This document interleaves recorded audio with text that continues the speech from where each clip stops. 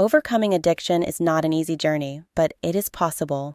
If you're reading this, you're already taking the first step towards a life without drugs, and that's something to be proud of.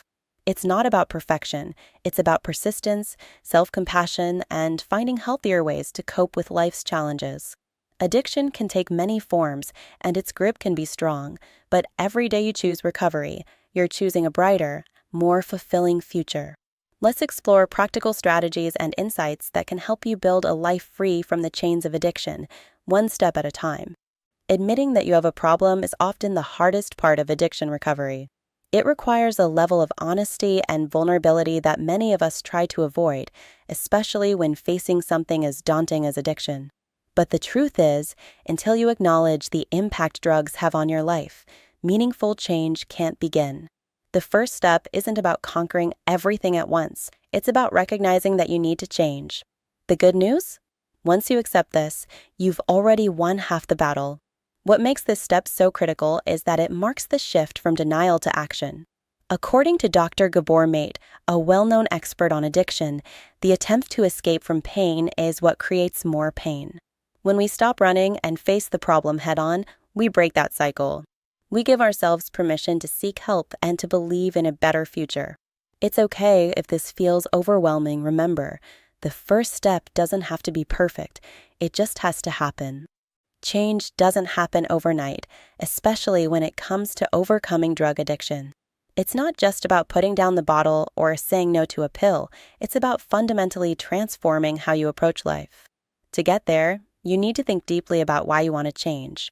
What is it that's driving you to quit? Maybe it's the desire to repair a strained relationship, regain control of your health, or simply feel like yourself again. Spend some time reflecting on your reasons for change. Write them down, say them out loud, or share them with someone you trust. These reasons will serve as a powerful motivator during tough times. This kind of self-reflection taps into what psychologists call intrinsic motivation, the inner drive to act based on personal goals and values, which is much stronger than external pressure from others. Once you're committed to making a change, preparation becomes essential. Here are 5 key elements that can set you up for success in your addiction recovery journey. Set clear goals. Be specific about what you want to achieve. Instead of saying, "I want to quit drugs," aim for something like, "I will stay drug-free for the next 30 days." Goals give direction and measurable progress. Remove temptations. This might mean distancing yourself from friends who use, avoiding certain places, or even deleting contacts that could trigger a relapse. Your environment plays a huge role in recovery. Plan for challenges. Recovery won't be smooth sailing. Anticipate cravings, withdrawal symptoms, or emotional lows, and have a plan to cope with them. Techniques like deep breathing, meditation, or exercise can help. Build a support network, whether it's friends, family, or support groups. Having people who understand and encourage your journey makes a world of difference. Lean into this network when times get tough. Commit to self-care.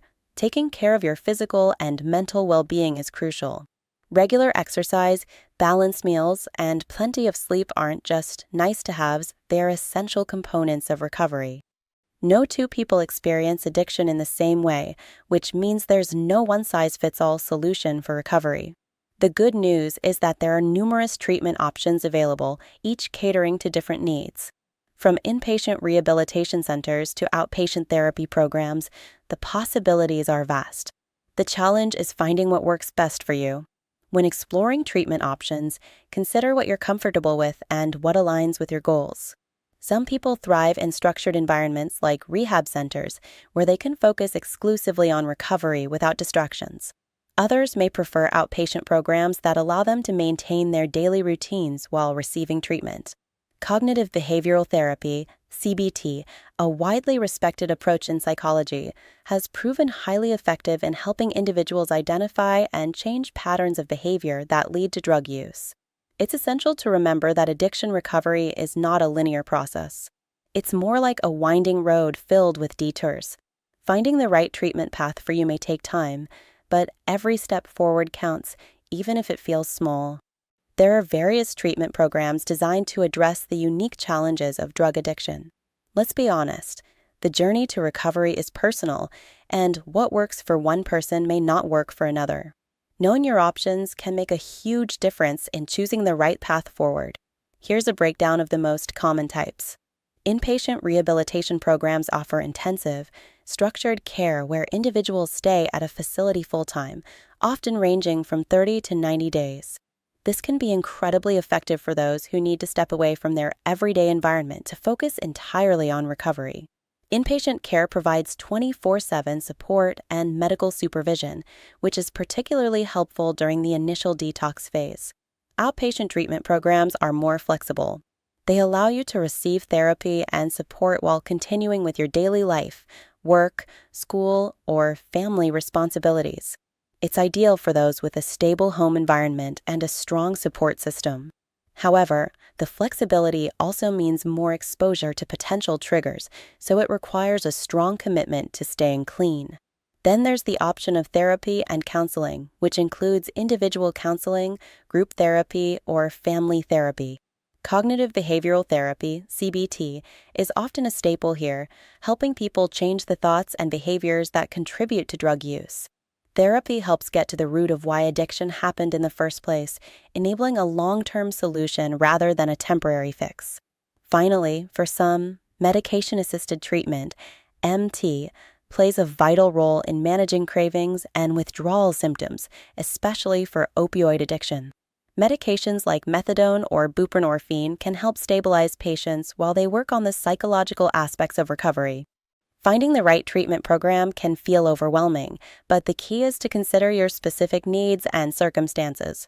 There's no one-size-fits-all when it comes to overcoming addiction. Start by asking yourself these questions. How severe is your addiction? Do you need medical detox? Do you have a stable home environment? These questions will guide your choice. For those with severe addictions or a history of relapses, inpatient programs might be the best option since they provide a distraction-free space to heal. If your addiction is less severe or you have strong support at home, outpatient programs may offer the flexibility you need. The most important thing is to choose a program where you feel safe, supported, and understood. Remember, the goal is to find a treatment that you can commit to. Dr. Nora Fokow, the director of the National Institute on Drug Abuse, emphasizes that effective treatment attends to multiple needs of the individual, not just their drug use. The more comprehensive the program, the better your chances of long-term success. Recovery can feel lonely at times, but it doesn't have to be. Finding support is one of the most powerful steps you can take.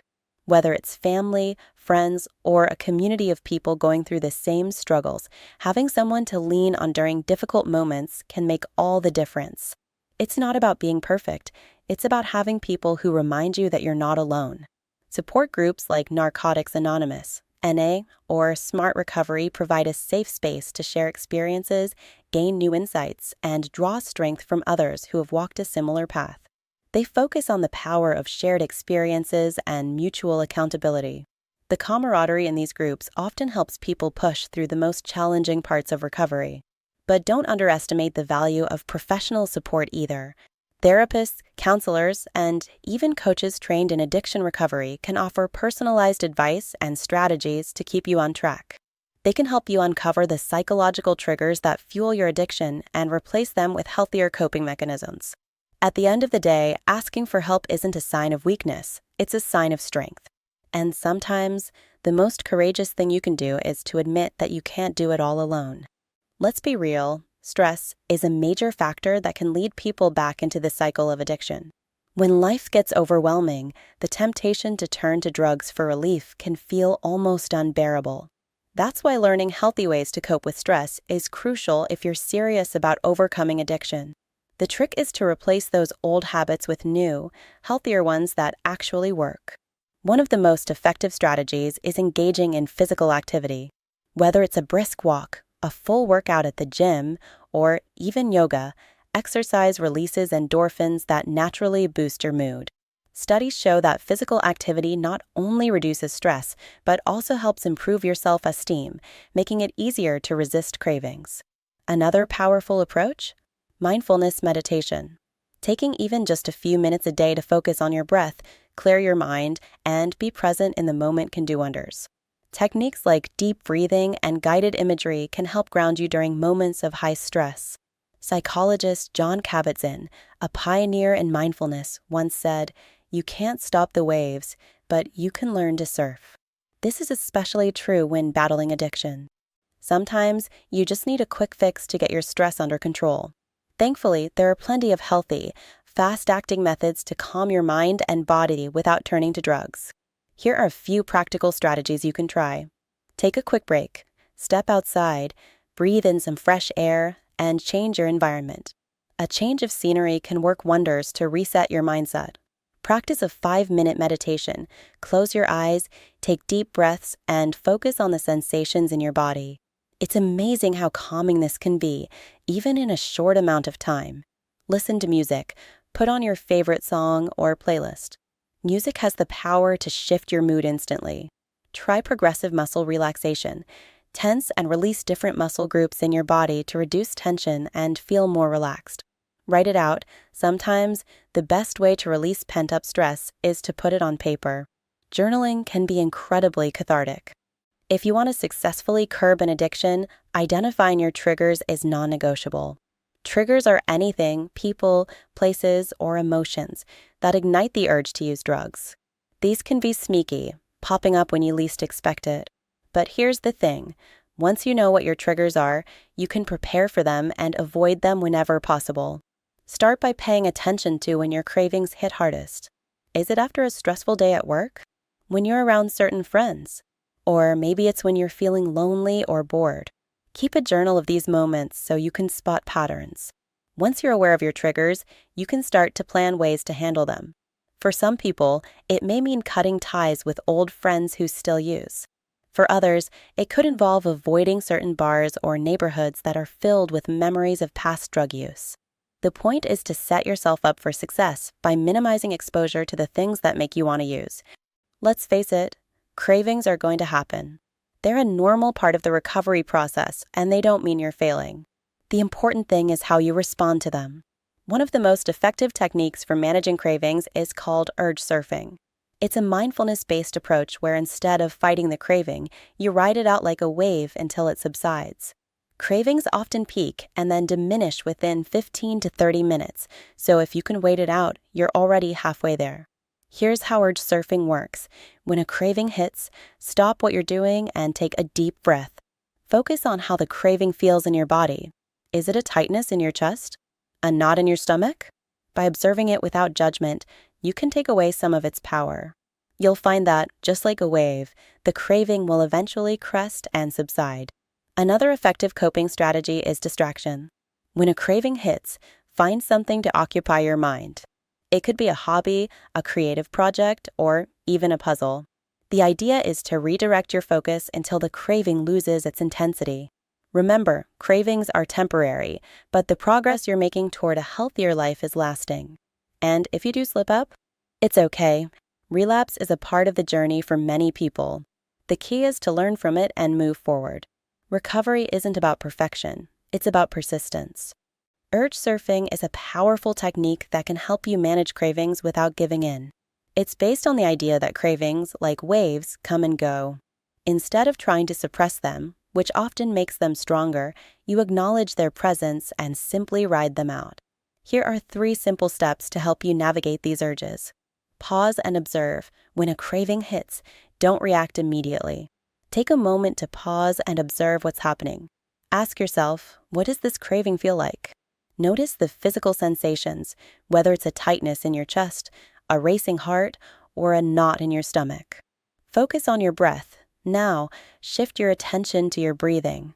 Take slow, deep breaths, allowing your mind to focus on the air entering and leaving your body.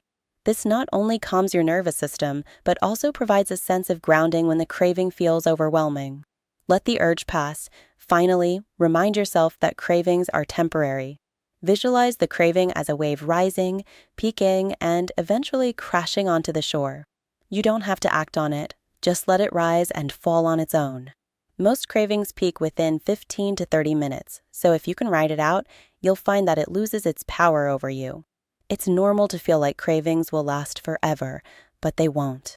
The more you practice urge surfing, the easier it becomes to resist the urge to use. You'll gain confidence in your ability to stay in control, even during those tough moments. Overcoming addiction isn't just about stopping drug use, it's about creating a life that you don't want to escape from. One of the best ways to do this is by finding new passions and interests that make you feel alive. What activities make you lose track of time? What did you enjoy before addiction took over? Whether it's exploring a creative hobby like painting, writing, or playing music, or diving into physical activities like hiking, dancing, or playing a sport, the goal is to find joy and fulfillment outside of substances. Building a meaningful, drug-free life also means reconnecting with the people and activities that bring you genuine happiness. Relationships, hobbies, and personal growth are all essential ingredients for long-term recovery. Psychologist Abraham Maslow emphasized the idea of self-actualization, which is all about realizing your full potential and living a life that feels authentic and fulfilling. By focusing on what truly matters to you, you'll find it easier to resist the pull of old habits. Let's face it, relapse happens. It's a part of many people's recovery journeys, but it doesn't mean you failed. Instead of viewing a relapse as the end of the road, see it as a learning opportunity. The key is to bounce back quickly and understand what led to the slip so you can prevent it in the future. If you relapse, don't beat yourself up. Self-compassion is essential here. Take a step back and ask yourself what went wrong. Did you let stress build up without using healthy coping mechanisms? Did you face unexpected triggers? Use this knowledge to refine your recovery plan. Remember, recovery is a marathon, not a sprint. Understanding why relapses happen can help you avoid them. One of the biggest culprits is stress. High levels of stress can make you crave the temporary relief that drugs once provided. This is why developing healthy coping mechanisms for stress is non-negotiable. Social pressure is another common trigger. Being around people who use or situations that remind you of your old habits can make it extremely difficult to stay on track. If you find yourself in these environments, it's crucial to have an exit plan or someone to call for support. Lastly, emotional triggers, such as feelings of loneliness, boredom, or sadness, can push you towards substances as a way to cope. Recognizing these triggers and having a plan to address them is key to maintaining your recovery.